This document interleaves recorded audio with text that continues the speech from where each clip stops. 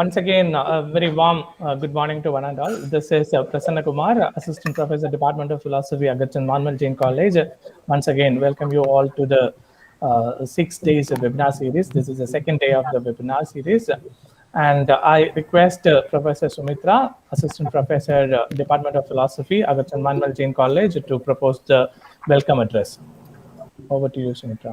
Yes, sir. Thank you, sir.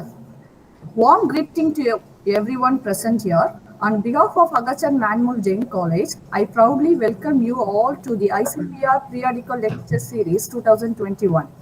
Due to the pandemic situation, we are organizing the lecture in online platform. With a great honor, I would like to welcome the chief guest of today's event, Dr. R. Venkata Raghavan, Assistant Professor, School of Philosophy, Psychology and Scientific Heritage, Chinmaya Vishwavidyapeeth, Ernakulam. He will be delivering the lecture titled Samkhya Tradition and Introduction. Dear sir, we wholeheartedly welcome you to the program. With a great pleasure, we delighted welcome our another chief guest, Dr. N.K. Shinoy, Assistant Professor, Department of Philosophy, University of Hyderabad. He will be delivering a lecture titled Modern Science and India's Past, an Introduction. Dear sir, we wholeheartedly welcome you to the program. I glad to welcome our Secretary Shantimullar and management members. I warmly and respectfully welcome our Principal Dr. Venkata Raghavan, who has been pillar behind this event. My genial welcome to our Vice Principal Dr. D. Mahavi. I feel happy to welcome Dr. S. Manikandan, Head, Department of Philosophy, who has been the backbone of this program. I heartily welcome our Head, Department of History, Dr. Ananthakrishnan. I extend my welcome to all the heads of the department who are all gathered here to add radiance to occasion. I am happy to welcome Office Superintendent Mr. Ravichandran and non-teaching staff members. I also welcome all the participants, research scholars from different parts of the country. I welcome our students of Philosophy Department of AM Jain College. I hope the program will be great and success. Once again, I welcome you and all. Thank you. Now I'd like to request our beloved HOD, Dr. Manikandan sir, to introduce the first speaker of the day. Over to you, sir.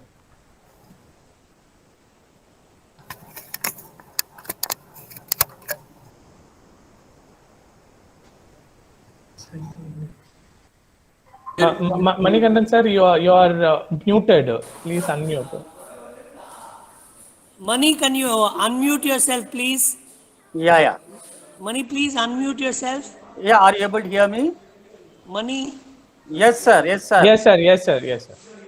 I'm extremely sorry. I welcome you all for the second day program for the Adi Shankara's birth anniversary celebration as the Indian Philosopher's Day, sponsored by ICPR.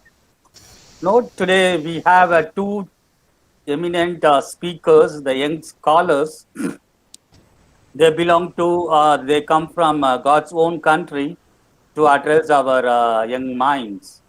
It is really a pleasure to have you, Venkata Raghavan sir. And before I introduce Venkata Raghavan sir, I would like to share about our department. The department was established in the year 1982, and I can proudly say that the department has produced a number of gold medalists and rank holders from the University of Madras, from in our college, and any other department has done so far. And at present, we have 4 faculties, myself and Prasanna Kumar and Sumitra and Dr. Ananthakrishnan. At present, there are 210 students pursuing philosophy. The highest number of students pursuing philosophy in, I can say, in South India is only our college. And most of the students are from the first generation learners. Okay. And we give excellent infrastructure, not only infrastructure, every day we serve them with the intellectual feast. Our faculty members, they deliver lectures in such a way that all their questions are clarified, doubts are clarified, and they take some new thing as soon as the day ends with some new things for the students. That is the thing which they share with me. I'm sharing with you. Even during the pandemic, we were very active. We conducted two national webinars, one on philosophical reflection on COVID-19, which was held on 15th June 2020. The another webinar was conducted on introducing philosophy in Tamil. Since we have most of the students are first generation learners, the language is quite somewhat difficult. So we thought that we will introduce philosophy in Tamil. So proudly we introduced that, and that seminar was organized, webinar was organized on 2nd July 2020. The department has so far conducted 6 periodical lectures, which has been sponsored by the ICPR, and this is the first of its kind. The Department of Philosophy is conducting Indian Philosophers Day celebration, sponsored by ICPR, and we also proudly, ICPR has granted us a book grant. Actually, we got more than 230 books, which is stacked in our library for the purpose of research as well as study material in our department as well as in our college. And this is a brief summary of my department. And my today's task is I am profoundly overjoyed to take the opportunity to introduce our chief guest of the day. We have two speakers for the day. The first is we have Dr. R. Venkata Raghavan, Assistant Professor, the School of Philosophy, Psychology and Scientific Heritage, Chinmaya Vidyapeeth, Ernakulam, one of the number of growing organization. This is currently number 1, I think so, which I googled it and saw that this is really doing very well, and we are fortunate to have you, sir. And Venkata Raghavan is going to address on Samkhya tradition and an introduction. And the second speaker of the day is Dr. N.K. Shinod, Assistant Professor, Department of Philosophy, University of Hyderabad. His topic of the day is Modern Science and Indian Past and an introduction. So it is my earnest duty to introduce the speaker and his credential now. Dr. Venkata Raghavan is an Assistant Professor, School of Philosophy, Psychology and Scientific Heritage, Chinmaya Vidyapeeth, Ernakulam. And his research interest is on philosophy of language, Indian and Western, and his area of competency is Indian philosophy, 20th century analytic philosophy and logic. Venkata Raghavan sir, I remember here, I can say that I can remember only Wittgenstein, the Ludwig Wittgenstein, who is an engineer come a philosopher. So my dear students and the faculty members, he is an engineer come and a philosopher. You have to tell us why the engineer turned into philosopher in your course of lecture. We are eagerly waiting for that. And his education is, he has done his PhD from the University of Hyderabad. As per my knowledge, whoever does a PhD from University of Hyderabad, they will be in world-renowned institutions. All Pradhan students are in IITs. Whether you will vouch for that, Raghu? All Pradhan students, and Pradhan was also a ICPR editor. He knows me, and I also knows very well. You can ask me. And Raghu's thesis is on an account of non-literal communication based on a work of Mamata Pata. And he has done his MA Philosophy in 2013, and he has done his BTech Electronic Engineering in May 2008 from Dhanbad University. It is right now, it is IIT now, Indian Institute of Technology, Dhanbad, Jharkhand. Apart from that, he has a lot of other credentials. He has been a guest lecturer in International Institute of Information Technology, and he has written a lot of peer-reviewed journals and conference articles, presented a lot of papers, and he guided postgraduates and undergraduate students. And he is students, today we have a great scholar who turned from engineering to philosophy. He is the right man to guide you people. Please lend your ears and follow his advice so that you can also come a flying colors like him. And before I end, today he is going to address on the Samkhya philosophy. As far as my knowledge is concerned, the Samkhya philosophy has greatly contributed to the understanding of environment, and living beings in relation to the environment. In fact, the three main thought propounded by Samkhya philosophy findings still its relevance in modern science. Samkhya philosophy was propounded by Kapila Mahamuni and said to be among the first darshana in Indian philosophy. And Bhagavad Gita has many references of Samkhya philosophy. Adi Shankara's guru, the Gaudapada, taught Samkhya philosophy, and the Buddha learned Samkhya philosophy from the Rishi Alara Kalma. These are the things which Samkhya has contributed, and Samkhya has very important role to play in not only in Indian philosophy, in any philosophical arena. The difference between dualism of Samkhya and the dualism of the West is that Samkhya school of philosophy, the dualism consists of fundamental difference between consciousness and matter. It is whereas in a Western, it is a dualism is between mind and body. The Samkhya system of philosophy lost its ground in Gupta period. My Ananthakrishnan sir will vouch for it, I think so. The Samkhya system of philosophy lost its ground in Gupta period because its theism was observed by the epics and its categories of Prakriti, Purusha, Guna were taken over by Vedanta. This is my brief understanding of Samkhya. Now it is now over to Venkata Raghavan sir. So we are lending our ears to you, sir. Thank you, sir. I welcome you once again. Thank you, sir. Thank you. So I'll start my presentation. First of all, thank you very much for that generous introduction, and I'd like to thank the whole Department of Philosophy in Jain College, headed by Professor Manikandan, for giving a young faculty like me an opportunity to be part of this seminar when several other senior scholars are there. I would like to particularly thank Dr. Prasanna for talking to me and helping me prepare for this presentation, to get an orientation of what the presentation is about or what the seminar is about. And also I should mention my senior, Dr. Shinod, who is scheduled to speak later now, for coming up with my name. So thank you all of these people, and also the management at AM Jain College. So this lecture is a straightforward introduction to Samkhya tradition. It is primarily aimed at students. But I have a few original remarks here and there, but more or less it is a straightforward introduction to the students. So I assume that Dr. Prasanna, I can speak for some 40 to 45 minutes, and then we will have some question answers. Is that correct?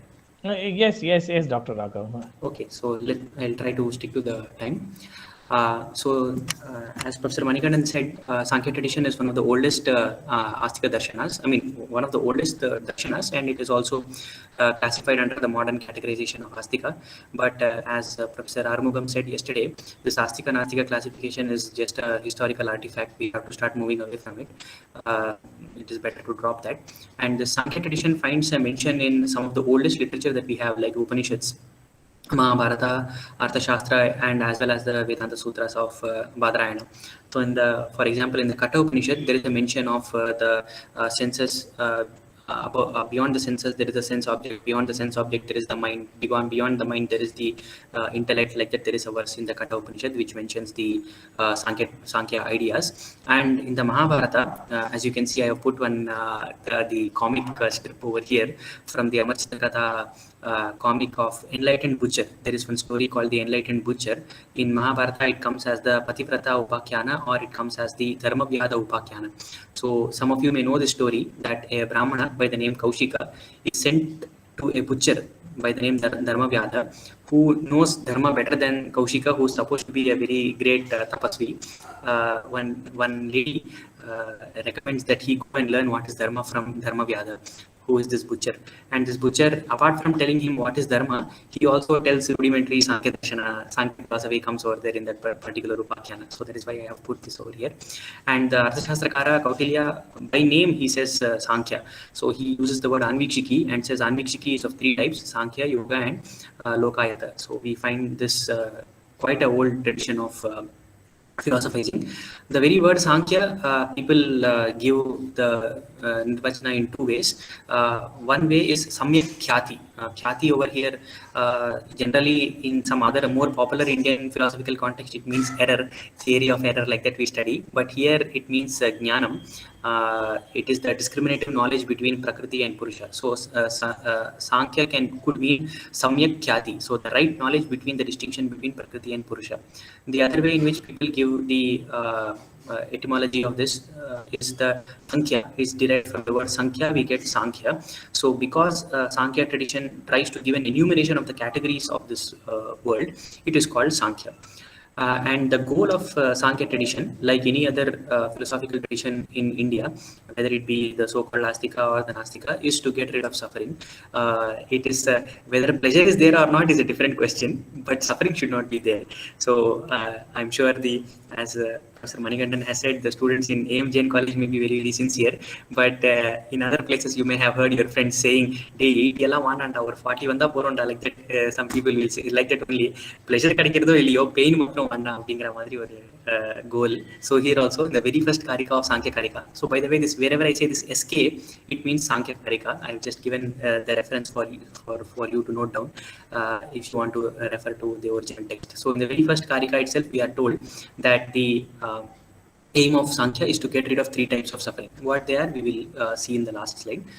But now going to the literature, key literature which is there, the ancient Sankhya, which Professor Manikandan rightly said is attributed to Kapila Mahamuni, that is lost now. We don't have that. So the classical redaction of this Sankhya Sutra or Sankhya tradition is available in the form of Ishvara Krishna's Sankhya Karika, which is 4th or 5th century. We know this is the earliest available Sankhya source because Gaudapadacharya, who is Shankaracharya's teacher's teacher, has commented upon this somewhere around the 6th century. And then we have another very important commentary called Yukti Deepika, which was discovered very recently. In the 20th century only it was discovered, but we don't know who it is by. And this is a very important commentary on the Sankhya Karika. And then we have Tattva Kaumudi commentary by Vachaspati Mishra, who is a very great philosopher. He has commented on all the Astika Darshanas. So his commentary on the Sankhya Karika also there. Much later, there is a Sankhya Pravachana Sutra, which was discovered. It was also attributed to one Kapila, but we are not sure whether this was the original Kapila or not, because nobody else refers to these sutras. The earlier commentators don't refer to these sutras, so it may have been a later sort of redaction or later sort of formulation, but there are commentaries available on that, like Vijnana Bhikshu's Sankhya Pravachana Bhashya. So there are some other works also, but I am only presenting the key literature over here, most important works. The most accessible works are, of course, this Tattva Kaumudi and the Sankhya Karika are the most accessible ones. You can go and buy an English translation of that from your nearby Ramakrishna Math. If it is there, you can go and buy the Sankhya Karika along with the Tattva Kaumudi commentary. So what are the key tenets? Just to give a bulleted summary of the school, in case I don't get time to go through all the concepts. So Sankhya is a realist school in the sense that it believes that the external world is real. Maya, idella orum Maya abdingra or tattvam illa. So it believes that the entire world is real. And it believes in ontological dualism in the sense that there are only two types of entities, though there is a plurality of entities, like I am there, this laptop is there, this laptop is there, this chair is there, this fridge is there. So the number of entities are infinite, but all of them come under only two categories: either it is Prakriti or it is Purusha. So in this way, though we may not be able to say that there is a dualism of mind and body, there is definitely a dualism of mind and matter. Much we can say, but mind also we are using consciousness, let us say consciousness and matter, that kind of a dualism is there. And another important contribution of theirs is the doctrine of Trigunas, Sattva, Rajas and Tamas. Though Sankhya tradition may have fallen out of favor somewhere during the close of the first millennium, Yet it was carried over into the second millennium in other ways. For example, Ramanujacharya as it is accepts this Triguna theory, and if you see his theory of error, this Triguna theory plays a very important role. And this Trigunas take important role even in Ayurvedic literature also. It plays an important role. So that's another important contribution. Further, they gave a theory of evolution of how this entire world of matter and mind has evolved. That's another important contribution of theirs. And another key contribution of theirs is Satkaryavada, or the theory of inherent causation, we can say. This is the theory that the effect somehow exists in the cause before its manifestation. So in some way, the effect is hidden or it is latent in the cause. So these are I have very intelligently color coded. So these are the metaphysical tenets, these are the epistemological tenets, and these are the soteriological, or loosely speaking, religious tenets of Samkhya. So on the epistemology side, the epistemological counterpart of Satkaryavada theory is that truth and falsity of cognition is intrinsic to every cognition. So this is called Swatah Pramanavada, it is called. Then they accept three sources of knowledge: perception, inference, and testimony. And coming to the notion of liberation, they believe that liberation consists in the discriminative knowledge between Prakriti and Purusha. So an Advaita Vedantin would say that liberation consists in the true knowledge about Brahman or Atman. Here it is knowing the discrimination. Viveka Khyati it is called, means trying to separate, seeing the true cognition between Prakriti is different, Purusha is different. This is what liberation is. And they have a negative idea of moksha in the sense that, as I said, 80 ella vanta 40 kacha porom. So like that, they feel that the state of moksha may not have infinite bliss, but it does not have any dukkha. So there is no possibility of dukkha at all. That state is called moksha. And they accept both Jivan Mukta as well as Videha Mukta. They accept that is, while you are still in the body, you can still be called a Mukta Jiva. So both of them is acceptable to the Samkhya tradition. So let us see some of the key highlights of this school in the given time that I have. I'll start with Prakriti and then go on to Purusha. So in Prakriti, they differentiate between two stages of Prakriti. Mind you, these are not two types of Prakriti, but they are only two different stages of Prakriti. One is the unmanifest state, which is called Mula Prakriti or Avyakta Prakriti or Pradhana. And then there is the manifest Prakriti, which is what we see around us. All of you, all of me, etc. are Vyakta Prakriti. That is the Prakriti which is in the manifest form. The difference between the two is, as I told in the slide, it is that Vyakta Prakriti is caused. It is non-eternal, means it is always changing, and it is non-pervasive, active, multiform. Multiform means it exhibits itself in multiple ways, and it is dependent upon Avyakta Prakriti, and it serves as a mark for Avyakta Prakriti, and it is composite. Composite means it is made up of parts. Just like I am made up of multiple parts, this laptop is made up of multiple parts. Vyakta Prakriti also is made up of parts. The exact opposite of that is Mool Prakriti, in the sense that it is uncaused, it is eternal, it is pervasive, etc. So though this distinction exists, both Vyakta Prakriti as well as Avyakta Prakriti share certain commonalities. I have listed them down over here, that both of them contain of three gunas, Sattva, Rajas and Tamas. Indistinguishable. Indistinguishable here means that you cannot distinguish Sattva, Rajas and Tamas from Prakriti. Prakriti is Sattva, Rajas and Tamas. Sattva, Rajas and Tamas is Prakriti. You cannot distinguish one from the other. So the attributes of Prakriti are not, the so-called gunas of Prakriti are not distinguishable from Prakriti itself. That is what aviveki means. It is objective in the sense that it serves as the object of a cognition. So it is never the subject of a cognition. So just like I am always the subject of every cognition. So this laptop is the object. It can never be the subject of a cognition. So நாம் பார்க்கிறேன் அப்படிங்கிறது தான் நான் சொல்ல laptop பார்க்கறது அப்படின்னு நம்ம ஒரு மாதிரியா மெட்டஃபரிக்கலா சொல்லலாமே தவிர we cannot actually literally say that the laptop is seeing something. It is common, that is, it is Prakriti is common to all the things that we see over here. It is achetana, it does not have any cognition, only Purusha cognizes, and it is productive in the sense that it is always producing something. It has causal efficacy, it can produce something, whereas Purusha does not have any causal efficacy, it cannot produce anything. So how do we know that this something called Prakriti exists? More particularly, I would like to say that these are proofs for existence of Mula Prakriti or Avyakta Prakriti. I had told here that there is a difference between Vyakta Prakriti, that is manifest Prakriti, and unmanifest Prakriti, right? So here, the so-called proofs that are given for the existence of Prakriti are specifically meant for the Mula Prakriti. The Vyakta Prakriti is there, that we know already. We don't need proofs for that. We see it all around us that Prakriti exists. So beyond this, the Samkhya proposes that there is there is an unmanifest Prakriti called Pradhana is there, like that they propose, and for that they give proofs. I don't want to go into each and every proof in detail, but I can say in short that most of them take the form of a cosmological argument. Yesterday also Professor Armugam had presented a cosmological argument. If there is an effect, there has to be a cause. So effect அப்படிங்கிறது ஒன்று இருந்ததுனாக்கா அதுக்கு தகுந்தாப்புல cos அப்படின்னு ஒன்று அதுக்கு முன்னாடி இருந்திருக்கணும் அப்படிங்கிறது தான் most of the arguments are. Are the argument takes the form of, if the effect has a particular attribute, there must be a cause with the same attribute. So sattva, rajas and tamas அப்படிங்கிற qualities இருக்கிற ரொம்ப பொருள்கள் இங்கே இருக்குது அப்படின்னாக்க சத்வ, ரஜஸ் and தமஸ் அப்படிங்கிற காஸ் கூட இருந்திருக்கணும் அப்படிங்கிறது தான் most of the arguments can be subsumed under one of these two categories.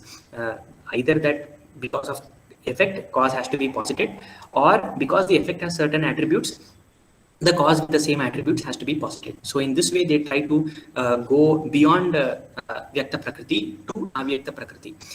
So if there are any doubts or somebody has any specific questions about these 5 proofs, I can take it up in the question session. But you can broadly consider them as cosmological arguments from effect inferring the cause. So more particularly, we come to the theory of 3 gunas. So the 3 gunas are sattva, rajas and tamas. So now mind you, though we say guna, it is possible to confuse it as characteristics or attributes or qualities, but it is not qualities of Prakriti. Sattva, rajas and tamas are not the properties or qualities or attributes of Prakriti. Prakriti is sattva, rajas and tamas. Remember, in the previous slide I had told you that it is aviveki, it is indistinguishable. So Prakriti is sattva, rajas and tamas, and sattva, rajas and tamas is Prakriti. So if there are any Simbu fans, they can put it as STR. ஞாபகம் வச்சுக்கிறதுக்கும் ஈஸியாக இருக்குமோ என்னவோ. So சத்வ, தமஸ் and ரஜஸ் அப்படின்னு கூட நீங்கள் வேணால் அதை வச்சுக்கலாம். So Prakriti is sattva, rajas and tamas. That's why I have put the equality sign over there. They give a very nice analogy to explain how sattva, rajas and tamas is Prakriti. Just like the oil and the wick and the flame. So on the thiri, எண்ணெய் and the flame, எப்படி நமக்கு light கொடுக்கறதோ அதே மாதிரி sattva, rajas and tamas combines to give liberation for the Purusha. So here what happens is that the flame is continuously taking up the oil, and yet it is giving out the light also. In the similar way, sattva, rajas and tamas have opposite or opposing characteristics, yet they cooperate with each other for the liberation of the Purusha. So this is the way they operate. And the quality of Prakriti is that it is always changing. It is ever changing. Even in the equilibrium state, when it is avyakta, in the unmanifested form, even in that state, it is continuously changing. But sattva changes into itself, rajas changes into itself, and tamas changes into itself. So this kind of change, homogeneous change, we can say it is homogeneous change. Sarupa Parimana, that is what I have given the Sanskrit expression, is Sarupa Parimana. You can call it homogeneous change. So sattva changes into other sattva things, rajas changes into other rajas things, and so on. But when there is a disturbance in this equilibrium, now why this disturbance happens is a very vexing question for Samkhya. It cannot give any adequate answers for this, but that is a separate question. We can come to that when we come to the relationship between Prakriti and Purusha. So when this equilibrium is disturbed, there is a heterogeneous change.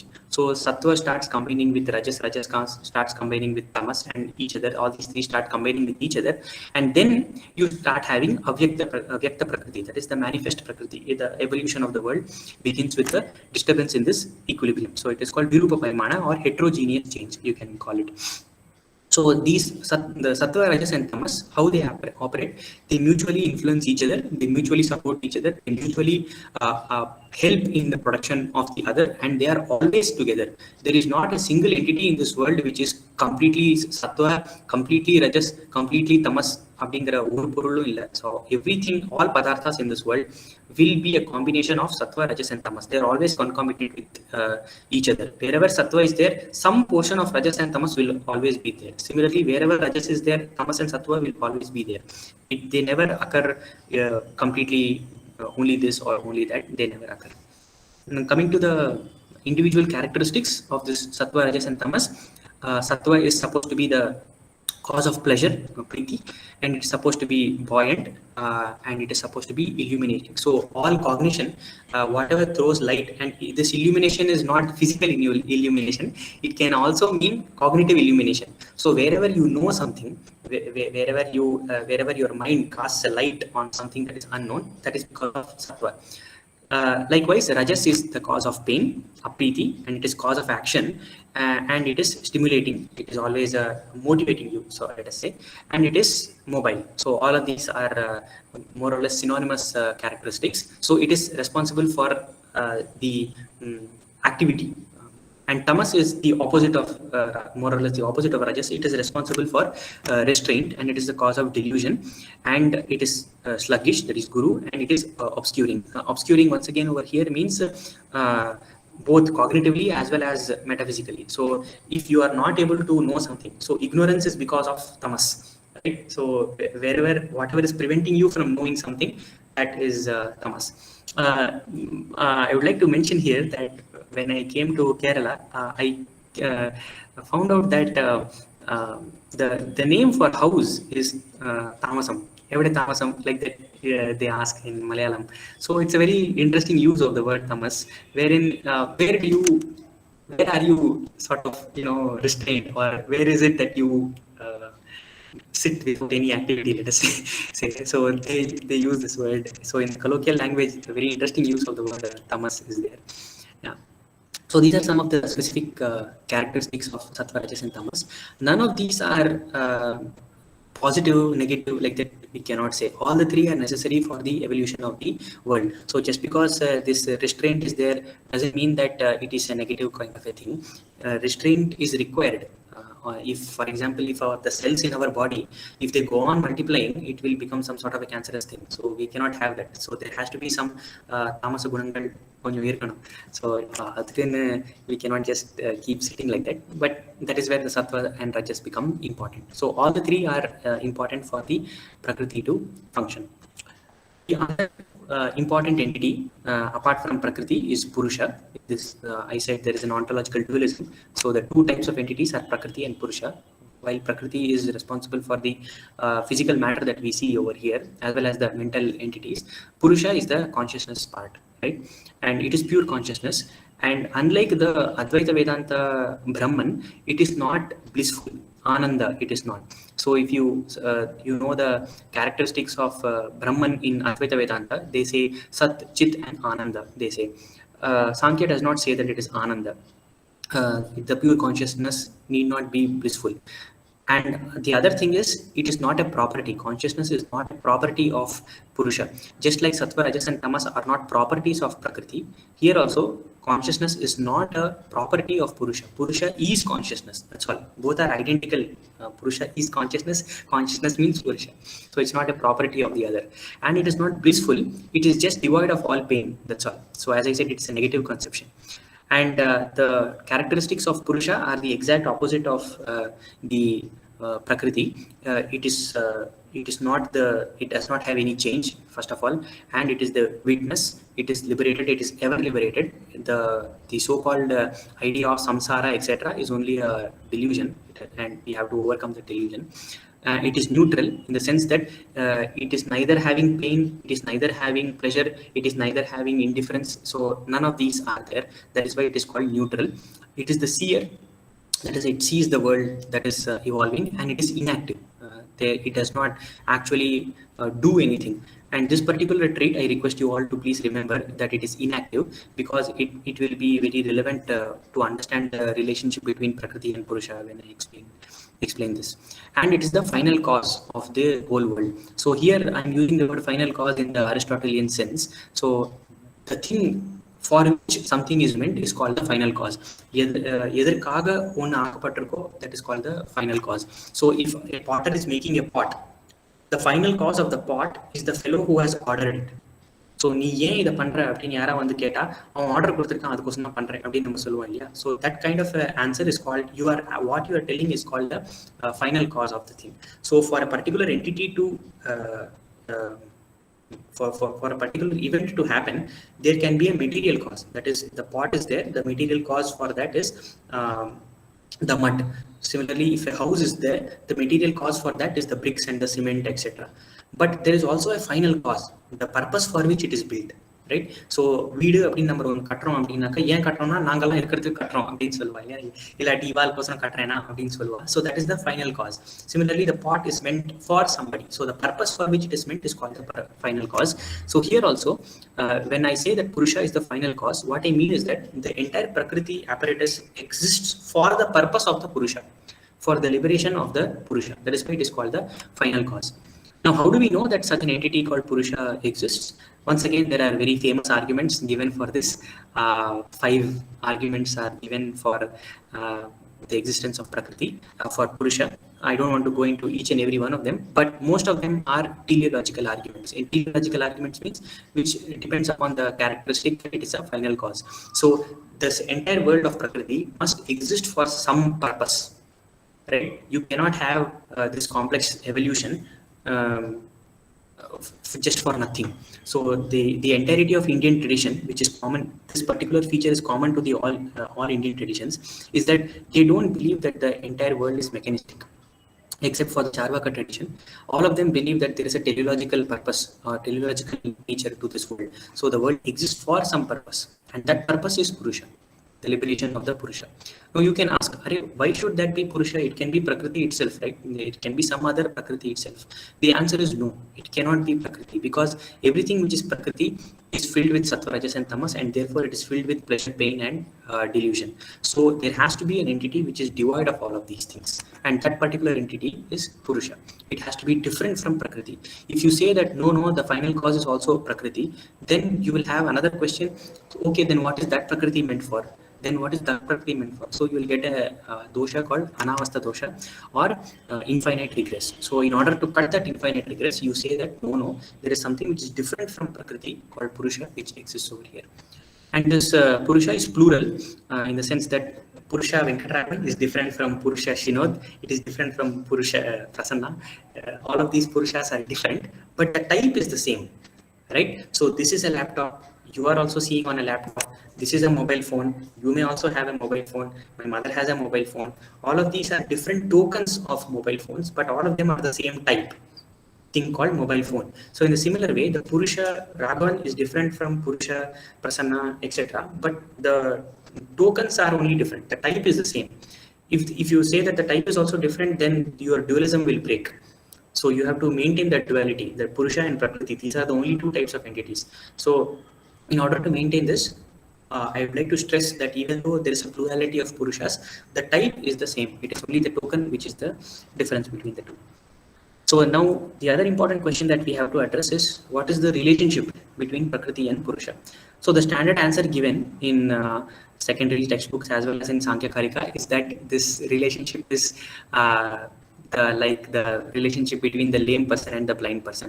So blind person nala paaka mudiyadhu, lame person nala nadaka mudiyadhu, so they both of them cooperate and go.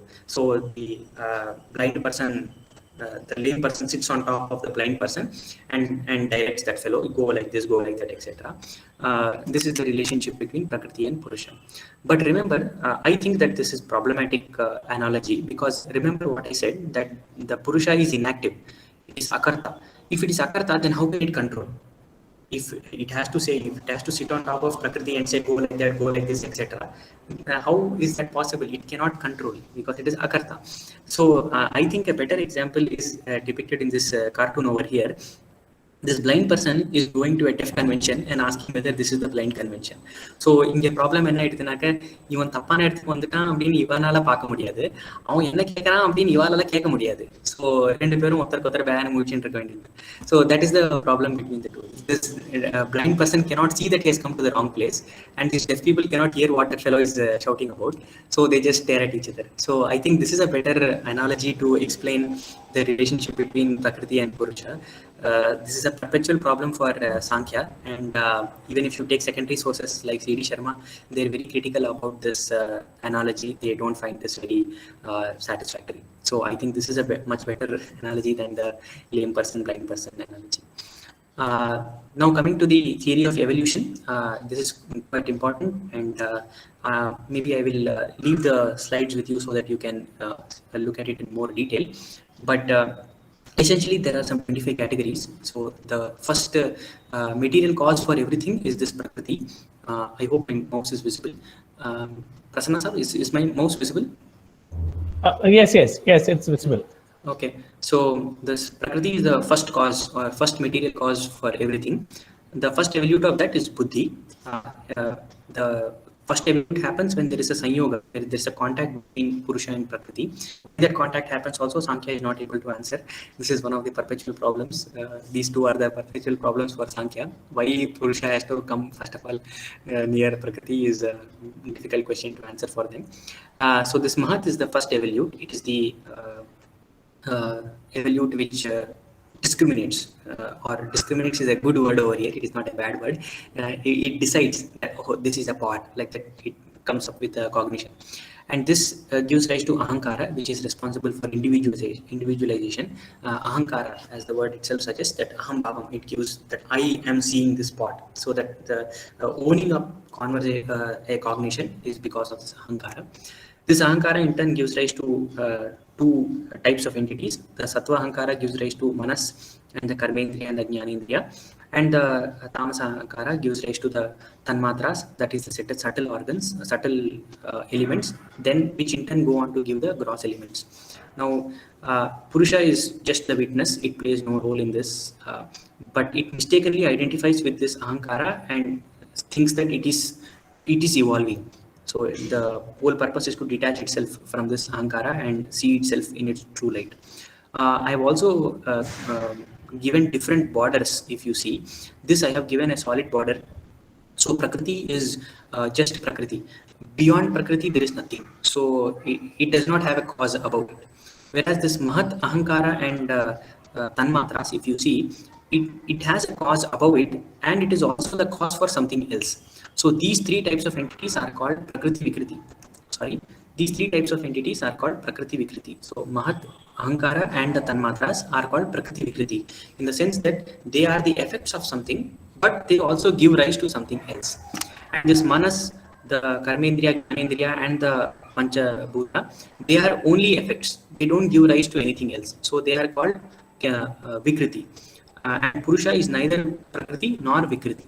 So if you are asked a question like what are the Prakriti Vikritis in Sankhya Darshana, these three are the answer: Mahat, Ahankara and Buddhi. And what is neither Prakriti nor Vikriti? It is only Purusha. And Prakriti on the other hand is, or Pradhana is Keval Prakriti. It does not have a cause above it. So that I have coded using the different borders that I have. Could not pack everything into a single slide. Right, so this I leave you the details when the slides are available. You can watch it, pause it, and watch it. But these three I am given in bold over here. Mahat, Ahankara, and Manas I have given as bold because these three play an important role later on in the Yoga Darshana. Together they are called the Chitta, which is very important in the Yoga Darshana. That's why I have put it as bolded over there. Now, during all of this so-called evolution, you must remember that this is not a creation, but it is only a manifestation which is latent in the effect. So this is where the theory of Satkarya Vada comes in. Satkarya Vada. So Vada is position, and Satkarya means that the Karya exists. So the Sanskrit word for effect is Karya. The Sanskrit word for cause is Karana. So when you say Satkarya, it means that the effect already exists in the cause. So this is what I said here. Effect pre-exists in the cause. And it is just the transformation of the material cause into the effect. So the so-called process of causation is just the transformation of the material cause into the effect. To tell it in a somewhat jovial way, yesterday Professor Armugam had mentioned one song, Nandavanati Lorandi, like that one song he had mentioned. For those of you who know, there is one movie called Orombo, like that there is one Arya had acted in the movie. In that same song appears, Nandavanati Lorandi, that song appears. And as the song proceeds, the line comes, Gundaga Suttaka Idli, Adhiya Raunda Suttaka Uttappan Dosa, Yellame Urukarandi Mavu, like that the line comes. So that Yellame Urukarandi Mavu is important. Satkarya Vada also explaining the same problem this chapter. The same one ladle of batter becomes dosa if you spread it out like this, and if you put it in one place, it becomes idli. So in the similar way, the same prakriti transforms into mahat, it transforms into ahankara, it transforms into panchabhuta, etc., depending upon the various combinations of sattva and rajas. So just like the same batter becomes dosa if you spread it out, and it becomes idli if you it's just like that. So it's a very jovial way of explaining Satkaryavada. So the same analogy can be used for multiple purposes. So the difference between the Satkaryavada of Advaita and Samkhya is that the Advaita believes that the change, the so-called transformation or manifestation, is unreal. It is called Vivartavada. But Samkhya believes that the transformation is real. So the transformation of Prakriti into Ahankara, Prakriti into Buddhi, Prakriti into Manas, etc. is a real transformation. It is not an apparent transformation. So that is the distinction between the Satkaryavada of Samkhya and the Satkaryavada of Advaita. Now, once again, how do we know this? How do we know what are the proofs for the existence of how do they argue for it? Once again, there are very 5 famous proofs given for it. But actually, I would like to make it somewhat, I would like to consider, please consider this when you read those 5 proofs. The first and the last proofs are independent proofs. The first proof that the effect is non-existent, it can never be brought in, and the last proof that cause and effect are of the same nature, so they have to be existent in each other before. These are independent, but the other 3, second, third, and fourth, are actually part of one single argument, which says that there is a definite relationship between causation is a definite relationship between event A and event B, and this relation cannot exist unless both events are existent at a particular place and time. So because of this, the effect has to be existent in the cause before. So these are the 3 are actually part of one single argument. So once again, if there are any questions about this, I'll come back to it in the question answer session. But moving ahead to the last idea in Samkhya about liberation. What is the idea of liberation? So as I said, it consists in the cessation of 3 types of suffering. We don't mind whether there is, we don't care whether there is, I think there is a, somebody has raised a hand. Should I take it? I take it up now. Okay, I think it's okay, Dr. Agar. Like you can go forward. Like okay. Persist. Sure. So so there are. It is the ending of 3 types of suffering. Adhyatmika, Adibhautika, and Adidaivika. So it's Adhyatmika is the suffering that we have because of mental and physical phenomenon, and Adibhautika is because of all this corona, rain, and floods, etc. And Adidaivika are because of divine forces. Sankhya considers the so-called pleasure also to be suffering because it once again leads you to samsara chakra. That is why it is also a type of suffering. And this Purusha mistakenly identifies itself with Prakriti and undergoes this suffering. So it is for the liberation of the liberation consists in Purusha realizing that it is different from Prakriti, and it is only an indirect way in which we say that Purusha is getting liberated. Right, Purusha is always liberated. One of the properties of, or one of the not properties, one of the natures of Purusha is it is Kevala. It is always liberated. It is Prakriti which withdraws itself. So rather than saying that Purusha distinguishes itself from Prakriti, the more accurate way of saying is that the Prakriti withdraws itself from Purusha. So Sankhya Karika gives that very famous analogy of a dancer who comes and dances, and once the performance is over, they just go back. So it's not like the audience go away or anything like that, but it's just the dancer retreats, and that is the end of the program. So in this case also, it is the Prakriti which retreats, and the Purusha stands in its true nature. There is not much need of Ishvara over here. At least in the Sankhya Karika, there is no mention of Ishvara, and there is an opponent. The Purva Pakshin asks the question: so you are saying all this evolution and all is there. Don't you need a Purusha to Ishvara to regulate this evolution? The answer is that no, it is not needed. Just like milk comes from the cow involuntarily, in the same way, the evolution happens involuntarily. So as soon as the cow sees the calf, the milk starts to flow involuntarily. In the same way, Prakriti also creates involuntarily. And it also accepts the concept of Jivan Mukta as well as Videha Mukta. They give a very nice analogy of the potter's wheel. So when the potter is rotating the wheel, and as soon as he withdraws the stick, the wheel continues to move for some more time. In the same way, even though the Purusha realizes that it is different from Prakriti, for some time it continues to exist as part of the prakriti, and once the karma is over, it becomes videha mukta. So this is their idea of liberation, which consists in viveka khyati, that is to distinguish prakriti and purusha. So with this, I come to an end of the Samkhya. I was also told to touch upon briefly on yoga. So it is considered to be the complementary school of Samkhya, but there is some research in modern times which says that the Samkhya presented in Yoga Sutra is a little different from the Samkhya of the Sankhya Karika. So that's why I've put a question mark over there. But the popular narrative is that it is the complementary school to Sankhya, but all others also follow yoga. It is not that only Sankhya, yoga goes along with Sankhya. Yesterday we saw the icons of Dakshinamurti and Nataraja, etc. They were also taking yoga postures. Buddha also is depicted in the yoga Padmasana in so many places. So yoga is more or less common to all darshanas. The practice of yoga is common to all darshanas, and it was systematized by Patanjali in the Yoga Sutra. We don't know whether this is the same Patanjali as Mahabhashya Patanjali. We don't know.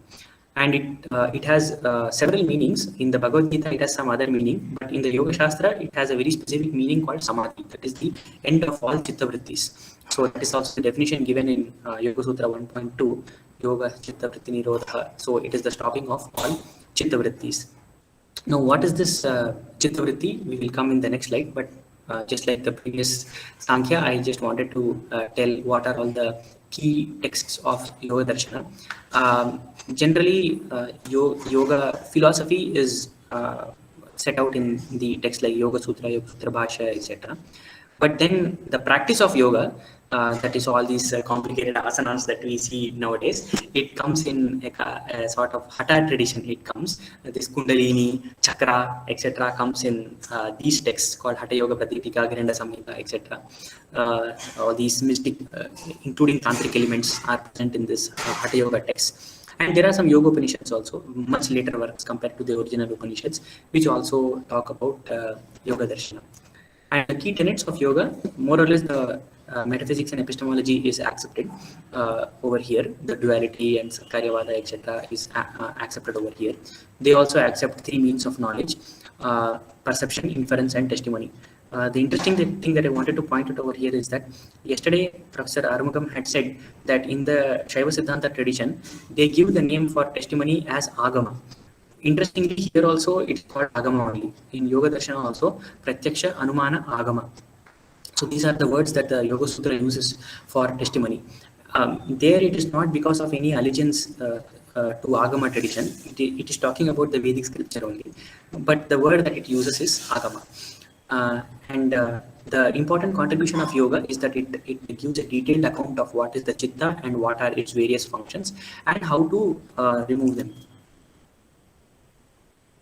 How to remove them. And here also, in Sankhya, Ishvara has no role at all, whereas here it has a very marginal role. We'll see that later on. So the chitta vrittis are the various modifications of the chitta. And what is this chitta? It is the manas, buddhi, and ahankara. I had given it in bold red in the evolution of Sankhya. So this chitta is a complex of manas, buddhi, and ahankara. When the chitta cognizes something, it is called manas. When it discriminates between this and that, it is called buddhi. When it owns up that cognition, it is called ahankara. So it is the same. It is a complex of all these three can be called the chitta. Now these various functions of the chitta can be oriented towards pleasure or they can be opposite of pleasure. But the idea of yoga is to get rid of all of these vrittis because every vritti leads you to further samsara chakra. So you have to end all the vrittis. And the vrittis are true cognition, false cognition, verbal construction. Verbal construction means, for example, we say sun is rising, like that we say, right? But we know this is not the case. Sun does not rise. It is just a linguistic artifact that we say that sun is rising. We know that the earth is rotating, that's all. So these kind of verbal constructions come under vikalpa. Sleep is also a vritti, and smriti, or whatever experience you have had, not losing those experiences is called smriti. So we have to stop all of these vrittis and remove the obstructions that come in between the klesha, like avidya, asmita. So these are ignorance is one of the most important klesha. We have to remove all of these and go to the state of samadhi. What is this samadhi? It is the true state of the chitta, but it is not present in all the states of chitta. When I say state, I mean the chitta bhumi. So it has, yoga has recognized 5 chitta bhumis, but only this last 2, ekagara and niruddha, are conducive to yoga. In all other states, the chitta is always going here and there. It is disciplined only in the last 2 states. So the state of samadhi can be attained only in the last 2 states. So the idea is to get to these last 2 states as quickly as possible. Now, how do you do that? How do you get to this last state? Many of us think that yoga is Ashtanga yoga. In your syllabus also I had seen Ashtanga yoga, but the Yoga Sutra gives at least 4 methods for attaining samadhi.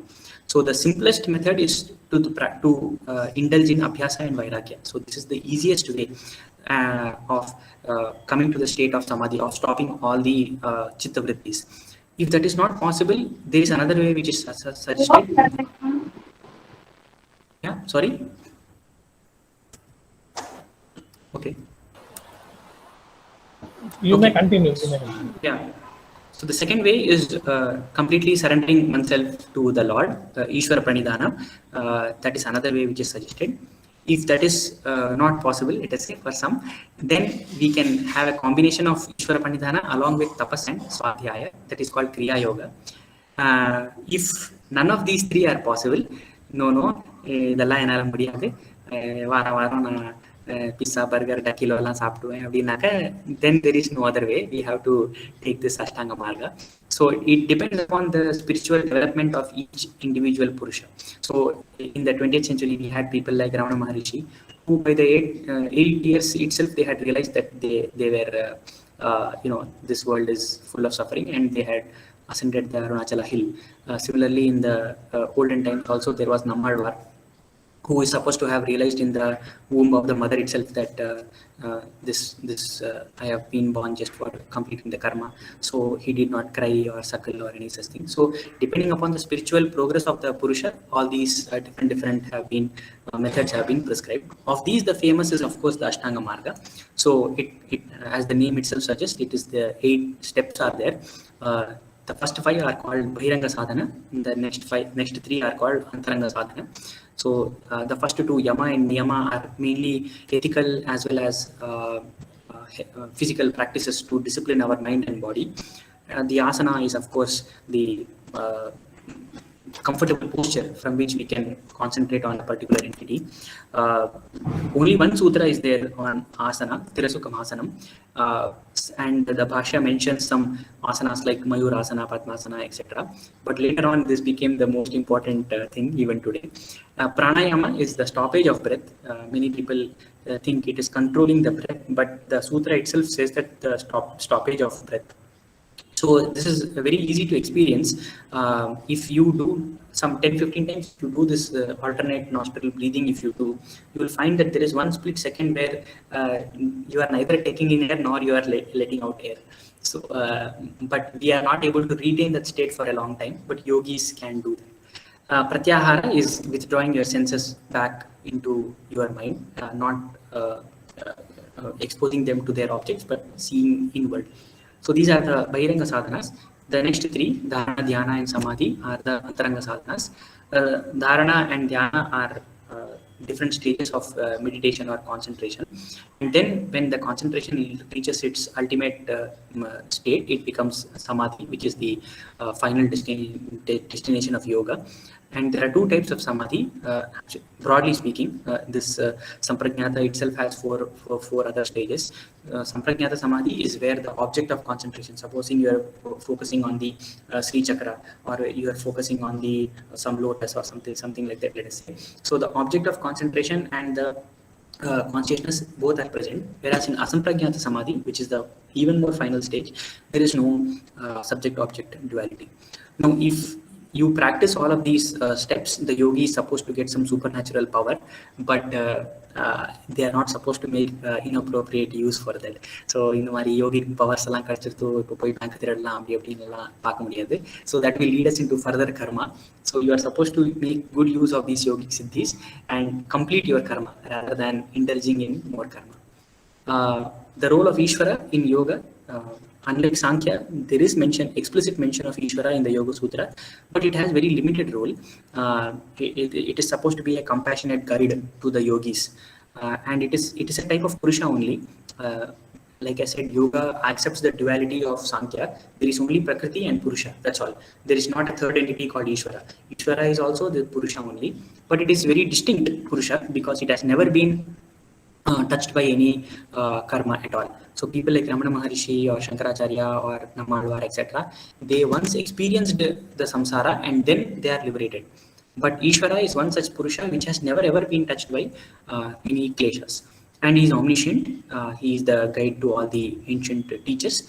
And his sign is the Pranava. So just like my sign is Raghavan, if you say Raghavan, it denotes me. Similarly, the Omkar denotes this Ishvara.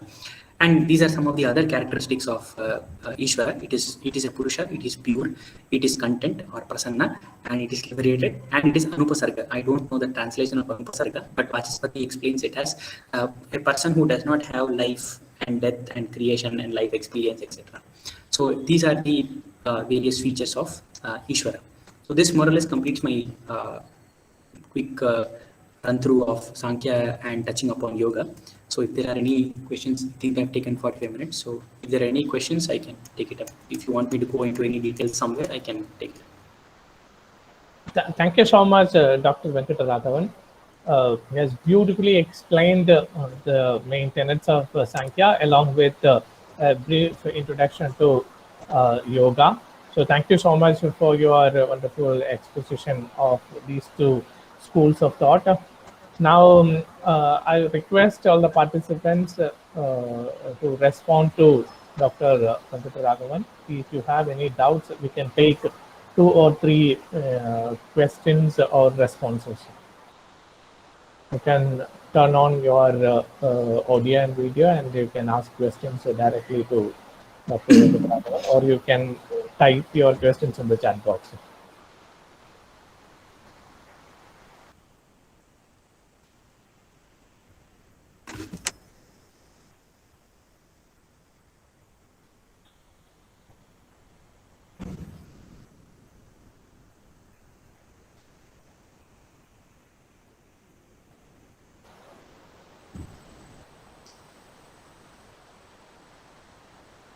Let's wait for the questions. But on a lighter note, I will like you to ask the same question. What? Hello. Yeah. So. Hello. Yeah. Hello. Yes, we can. Hello. Can I ask one question, sir? Sir, Yeah, later sure. on, the letter Sankhya, which is you will find it in Bhagavad Purana and all. The letter Sankhya told by Kapila Muni to his brother Maitreyi, it is a Seshwar, sir. It is not without Ishwar. There is a mention of Ishwar. So, which is the correct Sankhya? Without Ishwara or with Ishwara? In Purana, it is Ishwara. Yeah. So in my presentation, I'm Dr. Mita Shenoy from Mumbai. I'm Mita Shenoy, doctor from Mumbai, sir.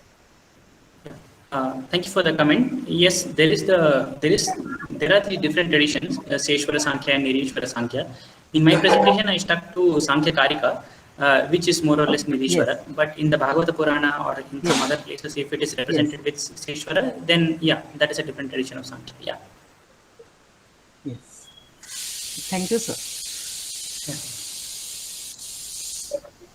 Yeah. Your exposition is very nice, sir. We could clear. Yeah, I hope it was not too quick. I was trying to cover, give a short summary. So I hope it was not too quick or too rushed. If it was, that's what. If you want me to re-say something, I can do that.